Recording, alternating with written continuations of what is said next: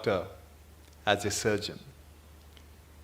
We are involved with major surgical interventions. Unfortunately, in our business, this is the only business in the world where a customer can die. No, taxi drivers.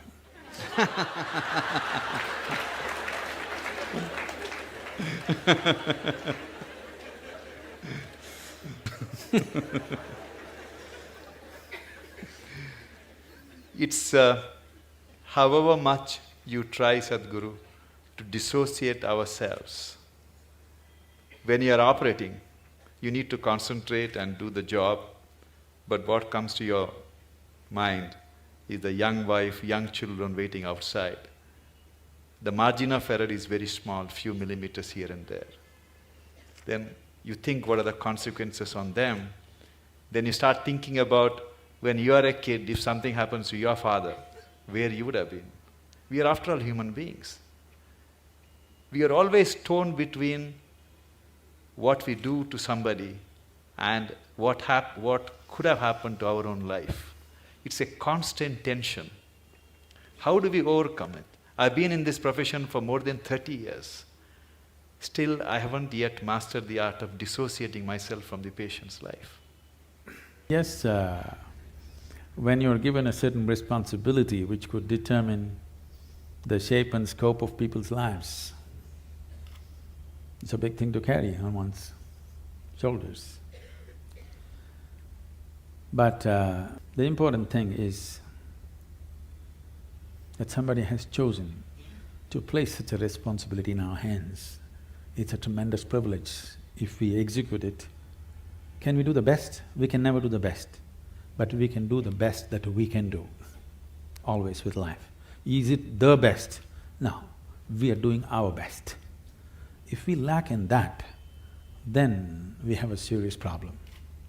But if we're doing our best in everything that we do, we know it is not the best, but it's our best. We have not spared anything. That's good. And above all, when you refer to yourself as a human being, after all, we're human beings. This is a big problem. This will reduce our best. That is, people are always using the word human being as a limitation, as a compulsiveness, as a small thing. We are not referring to the word or term human being as a possibility. Instead of saying we are just human beings, why don't we say we are human beings? We're great, we're doing so many things, we can replace a damn heart. Isn't it? Yes. Now, replacing a part of a machine is not a big thing. It's like this, shall I tell you a joke? It's okay. It just came to me when I saw you.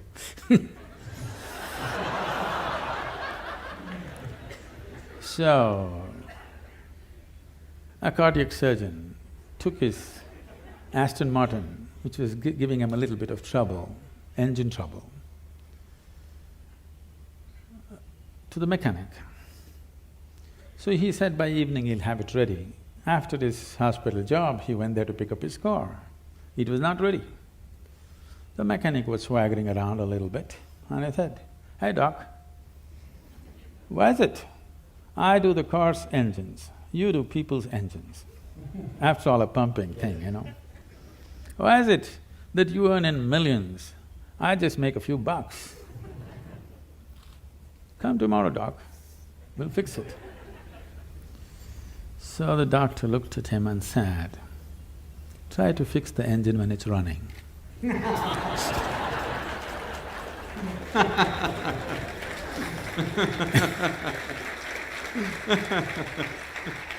That's the important thing.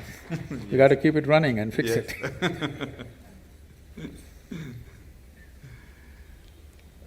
Sadhguru, but the great work done by all the senior cardiac surgeons, cardiologists and all the good doctors of this country, heart care has attained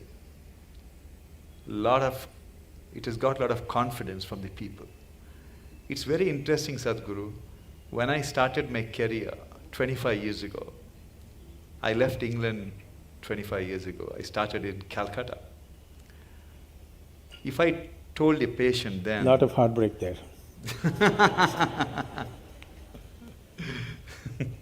If I told a patient then that he needed an operation, it required more than an hour of convincing him for an operation. But today, I face a different problem. You're standing in a line. Today, Sadhguru, when I tell a patient, after seeing all the reports, that you do not need an operation, I have to spend 1 hour to convince him why he doesn't need operation. Everyone wants heart operation, Sadhguru. Is it for romantic reasons or…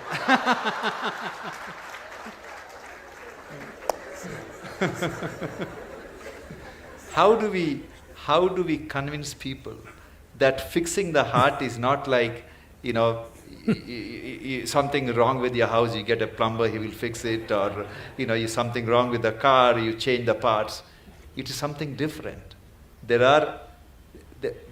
are not the magicians, or we are not the gods, and the nature is the best healer. And cardiac surgery is only a 50-year-old phenomenon. People have lived for… I think they have also realized it's a dumb pot. It's a big dilemma for all of us, Sadhguru. Today, people want something to be done on their body all the time. Yes. If not heart, many other parts of the body. Yes, as I said, probably in another 50 years, 50% of the population will be going through these surgeries, which is not health, which is medical industry, but not health. If health has to happen, a culture of health has to come in. Not healthcare systems, not hospitals, not more doctors, not more surgeries, but a culture of health has to evolve. Right now, world is in a way of imitating everything that America does. They eat badly, they live badly, and they have a $3 trillion bill of healthcare. It's sinking the country, okay? It's sinking the whole nation, healthcare. We want to follow the same things. We want to dress like them, we want to eat like them, we want to live like them, and we want to get unhealthy like them, but our country cannot spend $3 trillion on you for sure, we'll let you die. Yes. We're not going to reach out to everybody and do surgery for 1.25 billion people. That's not going to happen in near future. And if it doesn't happen, it's a disaster. If it happens, it's a bigger disaster. That people do not know how to live well is a disastrous way. That I would say 70% of the ailments on this planet can be just handled with better sense of living, eating, atmosphere. If you manage, 70% will be gone. You can achieve this in 12 to 15 years of time on the planet if a determined effort is made by the people, by the policy, and by everybody concerned, particularly the hospitals. They can do a lot. Because when they're sick, they listen, Otherwise they don't. When they're well, they don't listen. When they're sick, they will listen.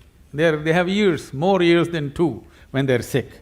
That's the time to talk to them as to how to live better. These things are not new to us, these are very strongly rooted in our cultural milieu, but we are throwing it away for something which will bring us a lot of trouble.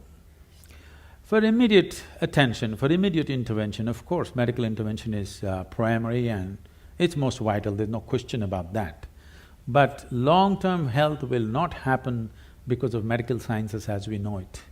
Long-term health of a society or a nation or the planet will not happen that way. We have to bring a culture of health. What is the way to live? What is the way to eat? How to keep our body? How to keep our mind? How to keep our breath? How to keep the atmosphere around us? If this culture is not brought into us from our childhood, I would say it must be brought into the school curriculum itself. It must be brought in, healthful ways of living, because if you do not build healthy people, you're going to have educated and sick people and you're going to build a nation or a world out of it. With sick people, you're not going to build a great nation, you can only build a sick nation. And that is happening across the world. The major nations are suffering enormous amount of illnesses.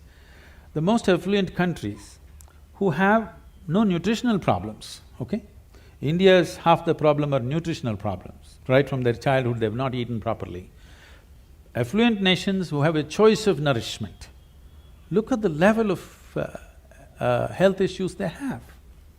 That should not exist at all. When they have choice of nourishment, they should not have, I would say, 80% of the people should not have any health issues till they die. When 20%, 25% will get something, infections will come because of close proximity, those are different. But these are all on self-help. People are on self-help to create ailments for themselves. This can be 100% taken away if we establish a culture of health, for which I think not just medical professionals, people from various other areas have to work together to make this happen. I don't see any major synergy like that right now. Small efforts are happening here and there, but that's not enough. It's good, but it's not enough. Sadhguru, majority of the people who fall sick, it's primarily because they led a life which would definitely land them in trouble. But thousands of children are born in this country, like any other part of the world, with cardiac problem, with cancer, all kinds of problems. It is not their fault. Why it happens? It shouldn't have happened. 6 million Toyota cars were withdrawn last year for defective whatever and about 9 million General Motors withdrawn for ignition problems. It's a manufacturing defect. Only problem is you can't withdraw them. Actually, nature is trying to withdraw them. We are not allowing it. There was a time we would allow the nature to withdraw. Yes? All the manufacturing defects that came, 100, 200 years ago, we would allow the nature to withdraw. By the time children are 4, only the fittest would survive, rest would go. Now we don't allow them to withdraw, so we need a whole lot of things to run the defective cars. I know I'm putting it so blatantly, but you need to understand, the physical existence is mechanical. Whether you like it or you don't like it, probably all kinds of sensitivities and emotions are there about this, my physical body. But when they come to you, you strip them down and treat them like a machine, isn't it? Complex, sophisticated, but still mechanical, isn't it? Yes. There are other aspects to it, but fundamentally mechanical. Anything mechanical, anything physical, there is never something called as perfection to it. It is a constant work in progress. You can improve it and improve it and improve it. What we call as evolutionary thing is just that. Now, the parents, the two machines which produce this small machine, Yes. okay? What condition are they in? This is also an issue which we have not taken care of. There is a lot to be said which is controversial about this, but essentially this idea that everybody must have children has to go. Yeah, I know I'm getting into trouble. But we are not seeing humanity as a future possibility. We are just seeing it as a regressive way of something that we can extend into future of our own, a footprint. Right now that's a problem. Our identification with the body is so strong, the physical body is so strong, we are unable to think beyond our biological identity. Once you are not able to think beyond your biological identity, the very nature of being human, the immensity of being human is constrained and constipated into a very small process. In this process, there are problems. In the ancient past, they handled this in many different ways, which are absolutely, utterly controversial today and can never be brought back into this society, but they did handle things in a completely different way. They're bred carefully, which is very important. We are thinking about… when it comes to animal husbandry, we are thinking of breeding right. As human beings, why are we not thinking of breeding right? because we're too identified with our own body. It's mine is more important than what's right, and the level of suffering that you bring into this fresh life, you know, you see it every day. Yes, yes. Sadhguru, scriptures tell us that everything happening in this world, including what happens in our life, is preordained. Which And scripture said that? at least that's what I thought, that we are destined to do something irrespective of what happens. If that is the case, we are destined to die someday, then what's the role of people like us in this world? Oh. We're definitely destined to die. People come and tell me, Sadhguru, this man, my enemy, I can't bear him, I want to do something. I said, just wait, he will die. You don't have to do anything, just wait.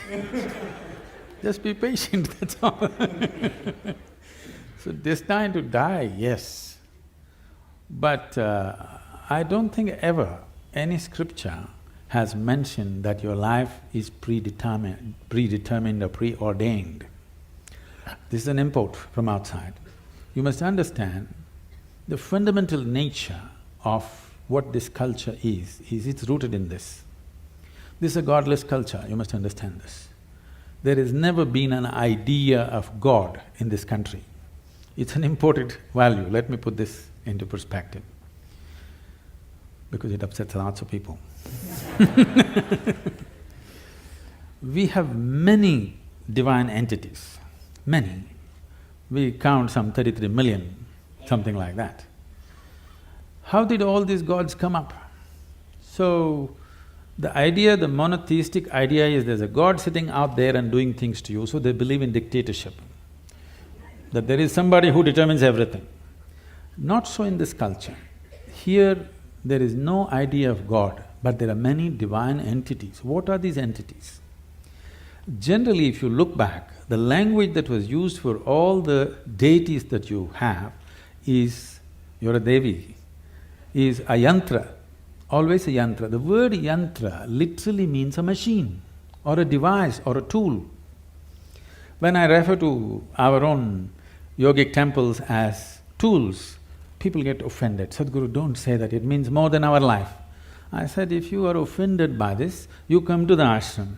I am going to give you a plumbing job to do in the ashram without tools. You must use your nails and your teeth and do plumbing in the ashram for 3 days. After 3 days, I'll give you a chain winch or a spanner. Will you worship or no? Will you worship the tool or no after having lost all your teeth? So the power of the tool is something that we always understood. We as human beings, we are who we are on this planet only because of the tools that we have created. If we did not have any tools, a dog would dominate us, isn't it? Yes or no? Yes. It's only because of the tools human beings have become who they are. So a screwdriver is a tool too, but there are subtler tools, energy tools, subjective tools, which can open up different dimensions of life. So for every dimension we create a different tool, a different possibility, because we clearly know without this tool we would never access this possibility.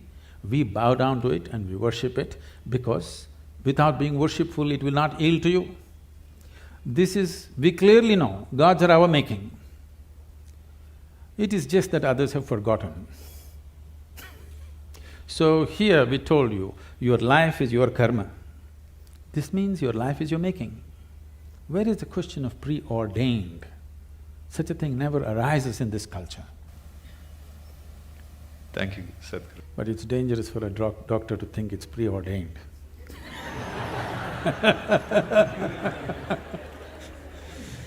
Today, the medical science has reached a level, Sadhguru, we really do not have to touch the patient. When I see a patient in my office, he would have undergone all kinds of tests. Scans. Everything is done, all the images are displayed, history is written, everything is planned. Technically, I can see the reports and tell the patient, okay, you need a bypass or you need valve replacement. But I always make it a point to take my stethoscope, put it on the chest, listen to the heart, look at the patient's eyes, put my hand around on his shoulders, touch the patient, and then explain to them what is going on and talk to the family. I personally feel that touch has the most healing power than anything else what we have invented. Do you believe in that, Swamiji? See, what is not understood is, yes, one part of us is mechanical, but there are other dimensions. Most of the time, the mechanical part has gone wrong because we have not tended to the other dimensions. So what is lacking in their life is, their life is not touched. Not necessarily a physical touch, is just a manifestation. Essentially, their life is not touched by anything. When I say touched by anything, it need not necessarily be a relationship. You can be touched by so many things. I don't know how many of you… when was the last… how many decades ago did you watch a sunrise? Or a sunset, or a moonrise. I'm saying not touched by anything. When was it the last time you waited for a flower to bloom? No such thing. When is the last time you paid an attention to a butterfly or a leaf or a flower or another human being? You're… of course, you don't like faces, you like the Facebook. I'm saying contact with life, whether it's human, animal, plant life or just elements around you, just that. How many people even take a moment to even look at the food that they're going to consume with a little bit of involvement, or are they touched by it? No. So at last, either a doctor has to touch it or in the end undertaker will touch you. You know, somebody will touch you, things gone bad, somebody has to touch you. So, does touch have a relevance? Tremendous relevance. Touch need not always be physical, it can be in so many different ways.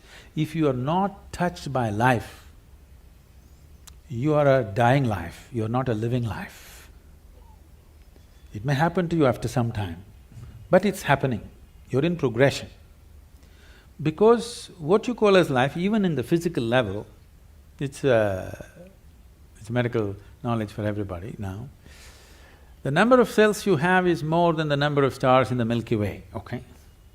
Every day, over 600 million billion cells are dying and new cells are being born. That means every second, 10 million cells are dying and 10 million new cells are born in your body. If you just leave the old guys, if you just take charge of this new 10 million cells every second that's coming up in your body, if you structure them properly, create them properly, if you have some say in how they will happen, if you have some influence as to how these fresh cells are born, your heart should be fixed, your brain should be fixed, everything should be fixed. Because that is the level of opportunity you have to rejuvenate your life second to second. But because you're totally oblivious to life, when I say oblivious to life, I want you to look at this. Right now, you cannot even call yourself as a living being because most of the time, what is happening with you is just thought and emotion. Thought and emotion is just psychological drama. It has no existential relevance. Here, 1,000 people can sit here and live in 1,000 different worlds right now. That means nobody is in reality. Nobody is living, everybody is thinking about life. Psychological space, what happens, has unfortunately overtaken the existential process of life. You do not experience life, you're only thinking and reacting to situations around you. Thought and emotion is dominating everything. So right now, today morning, sun came up on time. You don't think much about that. Okay, so what? No, you need to understand, if sun does not come up tomorrow morning, within 18 hours, all life on this planet will largely cease as we know it. So I'm telling you, sun came up on time today morning. I want to hear appropriate noises. Yeah. None of the planets in this solar system collided today. In the whole universe, no accidents. In this endless cosmos, no accidents, everything going right. But you have one nasty little thought crawling in your head and it's a bad day. I'm saying you completely lost perspective with life. You lost perspective as to who you are. It's a kind of madness. So once you lose perspective as to who you are and what is your space and status in this existence, you are a sickness by nature. It's not the doctor has to diagnose you, it's already on. One day it will manifest to a point where his instruments or his touch will tell him, but it's already on. The process is on. When it goes beyond a point, he'll give you a prescription or a surgery. But the process is on, you're working hard towards it. There are large number of Indian or Western techniques of healing which may not have scientific data, but they work. And I have a personal experience. Many years ago, my wife developed lower backache. It was intense pain, excruciating pain. As usual, I took her to a neurologist, they did MRI and everything is fine, there is no problem, but poor thing, she was I'm really… glad you were not a spinal surgeon, otherwise you would have done it. Then my brother-in-law suggested that I should take her to see a acupuncture specialist. As a doctor, it was a bit embarrassing for me to go to somebody.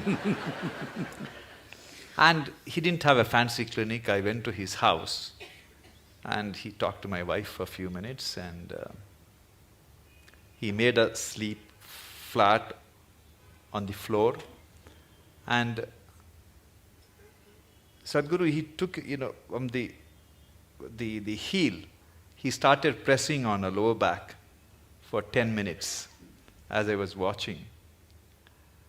I'm not exaggerating, she never had the lower back pain ever since. I'll show you thousands and thousands like that. Not even with any needles, simply. I was so fascinated because he cured my wife and he did something which I couldn't do it for 32 years. She was fine. There are many ways of treating people, and as professionals, we have to respect all the ways of treating. Definitely, I would say allopathic system is at its best when there's an emergency. When there is time, definitely other systems are way better if you ask me, in many ways. Particularly, this is something hardly known to people. In southernmost part of India, largely in Tamil Nadu, we have what is called a Siddha Vaidya. It's a most incredible medical system, so comprehensive. There are over 300,000 formulations. I don't think even modern pharmacopoeia has that. Over 300,000 formulations elaborately written down. And the fundamental difference between Ayurveda and Siddha is, Ayurveda is herb-based, Siddha is elemental. The only thing is, the skill level that it demands from the doctor is a challenge in modern world. This is something that you have to live, then only it works. The person who administers it is as important as what is administered. Who administers it? You're talking about touch, so who administers it is important, not just what is administered. But the nature of modern medicine is, you write a prescription, some chemist who knows nothing about it gives it, and they take it. It's only purely chemical and it works. But when there are chronic ailments, if there is infection, killing it with whatever, chemical bombing it is the way to do it. But when you're generating an illness from within, correcting it from within is most important. If there's an emergency, you have to intervene more aggressively, that's different. But these systems have such a comprehensive knowledge about health and well-being. But the problem is, it needs a lifelong involvement and dedication to become something good with this kind of system. It is not something that you can acquire as a profession and do it. Always it was seen as a sacred duty that you can actually… See, I want everybody to think about it, and I'm sure many times you're facing this within yourself.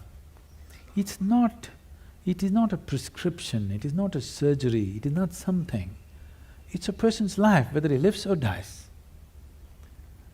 I mean, your existence, it is not a case, it is not a statistic. For that person, it is the only life that he has.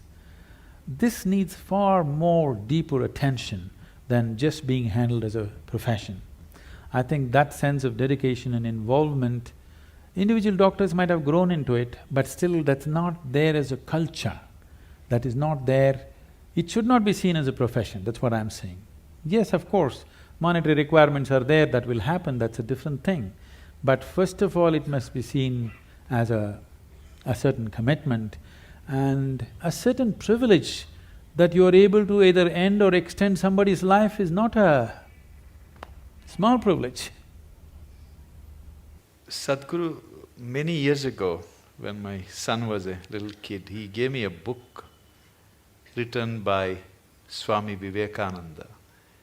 He was describing how ancient gurus could communicate with each other thousands of miles away just by thought. It's like a modern internet, how one computer can communicate with another computer in US or Europe, anywhere. Do you believe that human mind can be trained to influence another human mind or people's mind who are far away just by tuning our mind to the right frequency? Can it be trained? Can we learn that art? You're trying to beat the cell phone companies.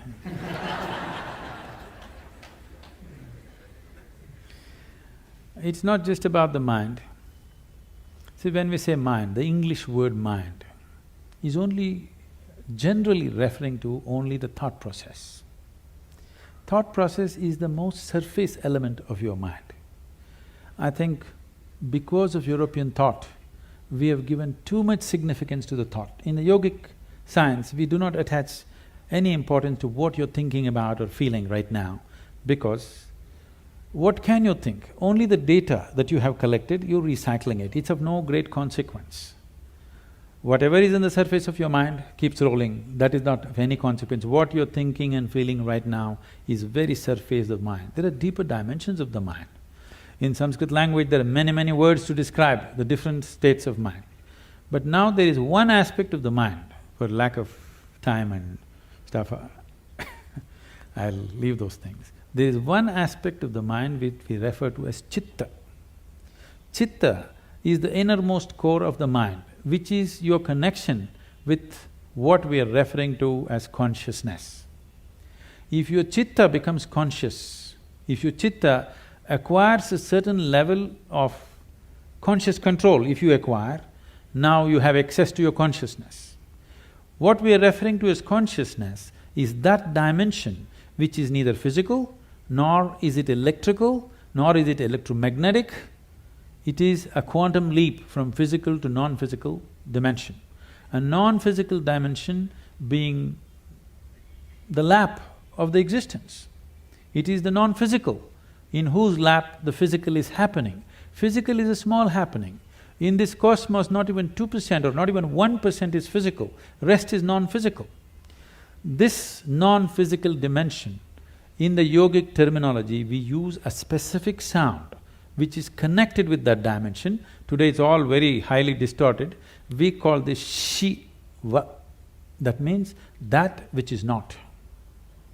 When we say Shiva, we are not referring to some man sitting up there. We are talking about a dimension which is not, but it is in the lap of this dimension, everything that is happens. So if your chitta becomes even mildly conscious, your ability to not only communicate an idea or a thought, even to deliver something is possible. Physically deliver something is possible. So, is it a possibility? Definitely it is. Right now, can we teach it to all these people? In theory, yes. But are they willing to work towards it? That's a question mark. One big problem is, our education systems are such, we have glorified our thought to such a place. First, to bring that down itself will take time. To make them understand the stupidity of their thought, it will take a whole lot of time.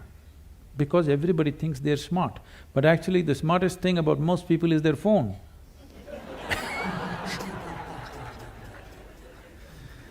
Because your thought process is just an outcome of the limited data that you have gathered.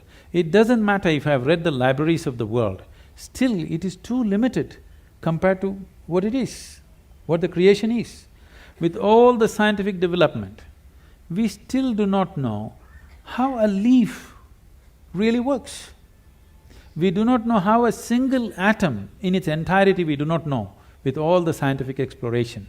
So that should be humbling enough for everybody to know that we know how to use things, but we do not know what it is. It will take lifetime of attention to even grasp the fundamentals of what it is. So if people are willing to first of all understand, like the whims of their heart you just dismissed as dumb, okay? If they also understand the so-called smartness of their thought process and emotion is quite dumb, now it becomes easy. It becomes easy to train people that communication it's not like, now I want to generate this thought and give it to you, not like that. Things will happen to you before you think. What is best for you will simply happen to you even before you articulate in your mind. You don't have to ever think what you want to become, how you want to be. Life will just arrange itself. An intelligence beyond what you can contain in this bone box starts working for you, and it'll work. You heard of Ramanujam and others just opened a window with their Devi, and he becomes that kind of a mathematician, which is, even today after 1 century, they're still trying to figure out what he said. And the mathematical calculations that he gave is the backbone for describing the black holes in the universe. When he was there was no word called black hole, nobody knew there is such a thing. When we say black hole, what we are talking about is the curve of time and gravity, which is something modern science is battling with. He made mathematical background for that. As the curve increases, what is in existence, physical existence, becomes non-existence. So this is what it is when we say yoga. You reduce the curve in such a way that what is largely physical becomes non-physical. Once it's non-physical, time and space is not an issue. Once time and space is not an issue, communication is simply there.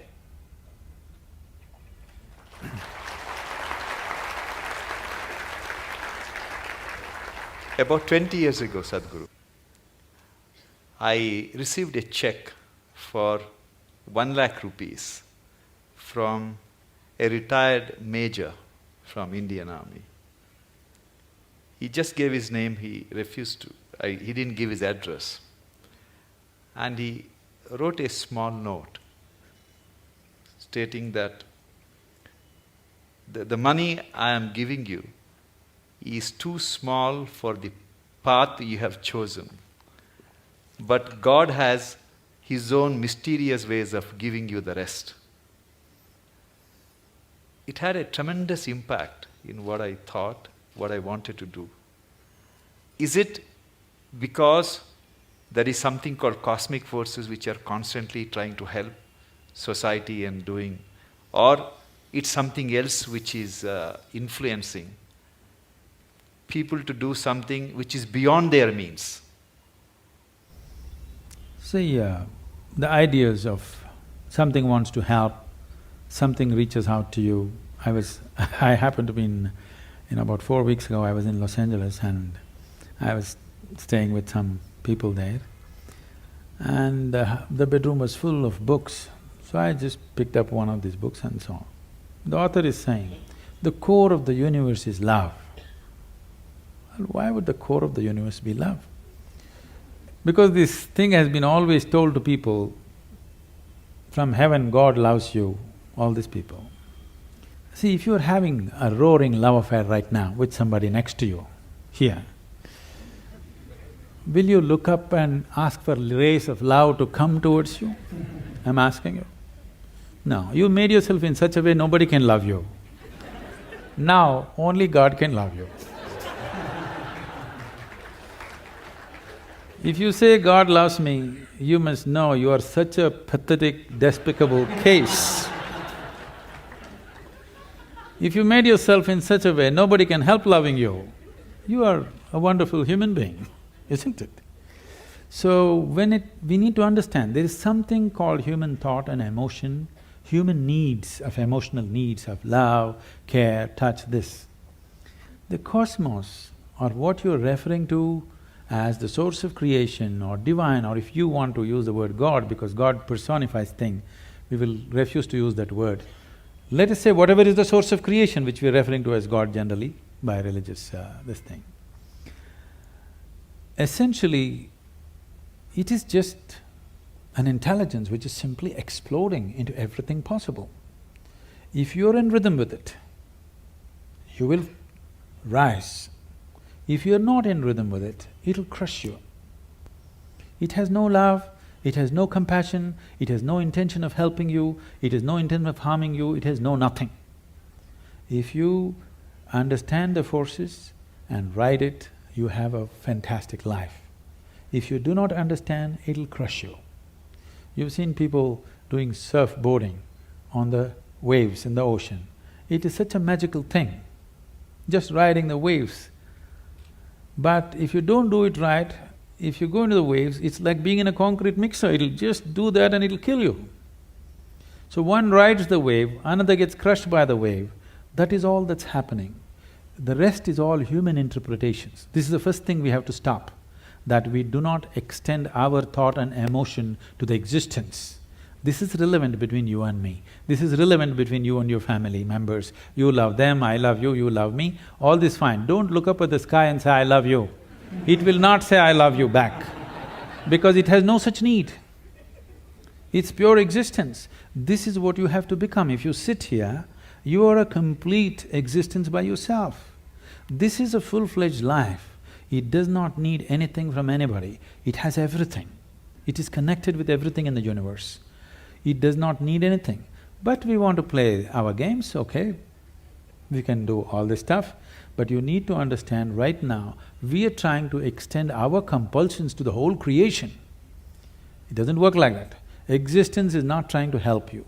You may be in tune with it, bingo, you are. Whether you got in tune with it consciously or unconsciously, somehow you got in tune. That's why Shankara said, yogaratova bhogaratava. That means somehow you do it, I don't care. Adi Shankara went to the extent of somehow you do it. You get it, man, that's important. How you get it, who cares? Sadhguru, I am constantly torn between my senior colleagues who are extremely skilled surgeons. Sadhguru, on the heart, there are some procedures which are done by very few people on this planet. I'll give an example. I do an operation called pulmonary endarterectomy. That's the blood clots from the leg goes to the lung arteries and it clogs up all the arteries. So 25 years ago, there was no cure for this. And once you're diagnosed, you're destined to die within a year. Today, people who are on home oxygen for 2 years, 3 years, you do the operation, they can go back to skydiving or they can go to scuba diving. That's the transformative effect. But there are only 50 surgeons, less than 50 surgeons in this world who can operate. And like this, we have some of my colleagues who are extremely gifted surgeons. They are in their 50s now. And some of them are constantly talking about retirement. Especially one surgeon who is an extremely gifted surgeon who can fix any damaged valve. He is single, he has no other commitments. Every other day he talks about going to Benares or somewhere and retire. And I keep telling him that God didn't create him to retire and meditate. He has to be fixing all these problems.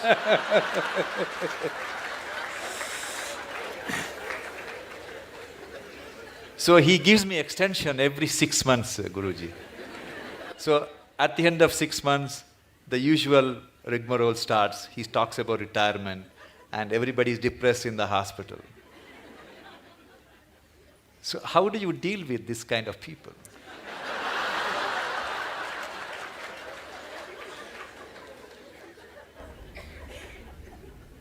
You must give him a 1-year sabbatical with me. Yes, because the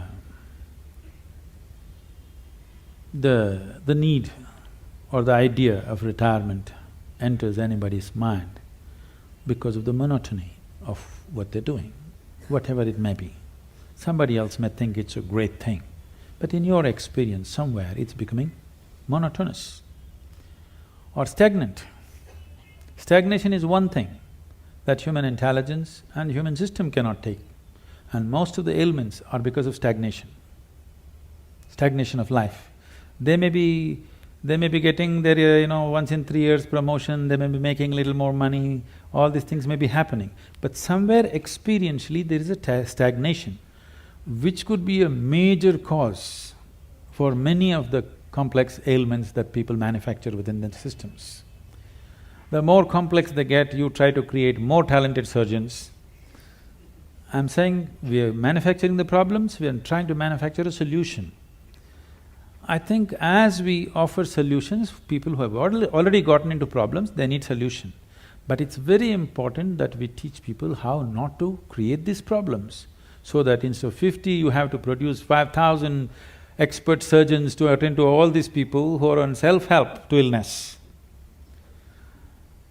So I would say a surgeon who has a certain competence and who has worked through his life, if he wants to explore something of his own nature, that would be the greatest thing to do, because he's not a man without commitment, not competence.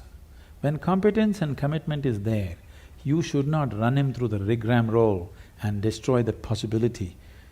It's important that he explores something of his own nature, which will make him… we don't know what he'll come up with. You cannot even estimate what he may come up with. I think a sabbatical is good. He may come up with something that you've not thought possible. I will convey your message, Sadhguru. I'm sure he's watching this program. Sadhguru, I believe that talent is something which is grossly exaggerated in success. It's… when I was in medical school, I used to teach martial art. That was my passion. And every time a Bruce Lee's movie was released, all these school kids would come and join in hordes to martial arts schools. We used to call it Bruce Lee phenomenon. They're gone after 2 weeks. Yes. And I used to see some kids whose physique is meant for martial art, who have the natural flair, and I used to think, oh, this kid is going to get a black belt. And interestingly, Swamiji, after 6 months, they're never there. The guys who go up to the black belt and, do something very good in martial art are the ones who joined the school without any skills, without any talent, who worked very, very hard. For everything they had to sweat it out. But in the end, They are the ones who succeed. How do you explain this phenomena? See, for a variety of reasons, let me not go beyond this. For a variety of reasons, a certain individual could be born with a certain flair, physical flair, mental flair, emotional flair, style. You know, 5-year-old child, one has style, other is clumsy, okay? So the one with the style is not going to become necessarily a fashion thing. Somebody else who seems to be clumsy may grow into something else. Like, you don't know when a woman is pregnant, the child within that womb, whether it's a sage or a sorcerer. Nor the woman know. No, the mother does not know whether she is producing a sage or a sorcerer or what. This is because, I use the word coherence because of modern science is using that word. Who you are here right now, as you sit here, this is physics.